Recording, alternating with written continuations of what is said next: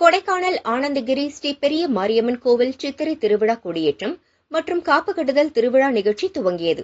விழாவையொட்டி கணபதி ஹோமம் மற்றும் கோமாதா பூஜை வெகு சிறப்பாக நடைபெற்றது. வரும் 13ஆம் தேதி முதல் 20ஆம் தேதி வரை தினமும் அம்மன் திருவீதி உலா நடைபெறும். தொடர்ந்து மண்டகப்படிகளில் அம்மன் எழுந்தருள்வார். வரும் 22ஆம் தேதி அக்னிச்சட்டி, பறவை காவடி, பொங்கல் வைத்து பக்தர்கள் நேர்த்திக்கடன் செலுத்துவர். வரும் 28ஆம் தேதி மறுபூஜை, பாலாபிஷேகம் நடைபெறும். ஏற்பாடுகளை விழாக்குழு செய்து வருகிறது.